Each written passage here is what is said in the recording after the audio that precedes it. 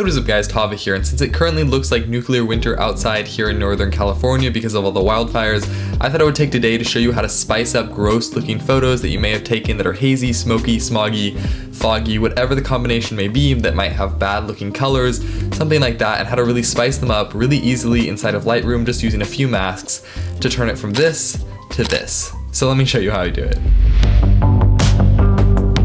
So for this tutorial, I'm going to be using Lightroom, but you can probably use any photo editing app as long as it has masking tools as well as HSL sliders and different just color adjustments that pretty much every photo editor has. For this tutorial to really show you the drastic change you can create in your photo edits, I'm going to actually be using a really smoky photo I took a couple days ago that has absolutely terrible colors and lighting and just has a hazy look over the whole thing, and show you how to transform it really easily into a very nice looking photo. And this photo is also snapped on an iPhone with completely auto settings, so really nothing fancy here photography wise. But with all that being said, let's jump into the computer and start editing. So let's take a look at the photo we're going to be starting with. As you can see, it's very smoky. There's smoke all around here and the colors just look very off, kind of an orange tint to it that is just very unappealing, especially since it's this very nice, beautiful place with this water going down this creek and this nice swimming hole here. The lighting and smoke really just takes away from the image and makes it look a lot less appealing. So the first thing I like to do with these images is mess with the white balance because the color is clearly wrong. So the first thing I'm going to do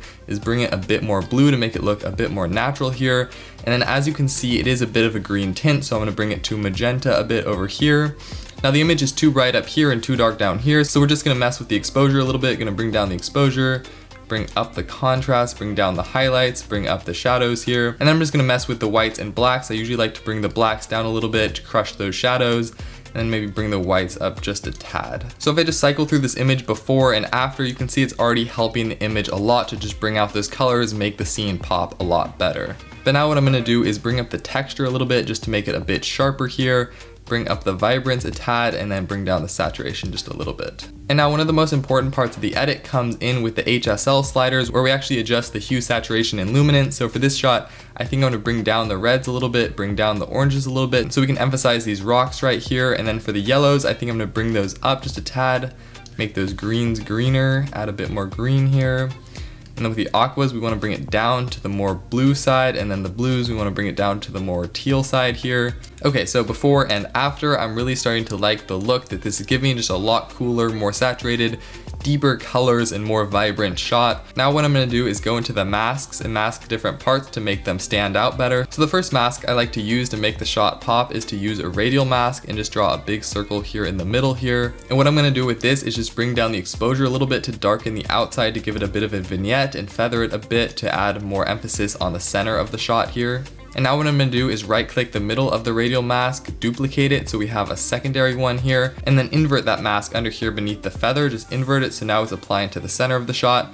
Now what we're going to do is bring the exposure back to normal and just make it a bit brighter and more vibrant in the center of the shot to draw your attention inward. The next thing I'm going to do is bring a bit more emphasis onto this water here because it's looking a bit too green for me.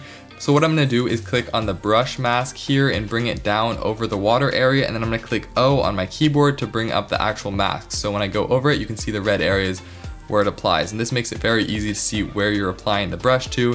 And I'm just going to be applying it to all the water here pretty simply, not too specific, but just covering up most of the water. So now once the water is covered, I'm just going to click O on my keyboard again to get rid of that coloring. Now I'm going to bring down the temperature a little bit to make the water more blue and appealing. So as you can see, has that nice blue color to it. Maybe give it a bit more magenta look here, just to get rid of a lot of that green color. And then the water is a bit dark, so I'm going to bring up the shadows a little bit and then down the highlights so we can kind of see into that water a little bit more. And then for the texture and clarity, I'm going to be bringing those both down to make the water look smoother and less sharp. So that really helps to emphasize the water part of the shot and really give it more clarity and depth despite the shot being very smoky and gross to start. Okay, so this shot is almost down to where I like it, but the last thing I'm going to do is add a graduated mask to the top of the shot. I'm just going to drag it down here, and what I'm going to do is use the dehaze tool but use it in reverse. So basically drag it to the left, and it's going to add a bit of haze to the top of the shot. And I like this just to brighten it up and also emphasize that there is a little bit of haze in the air, since it's kind of obvious that you can't get rid of all of it.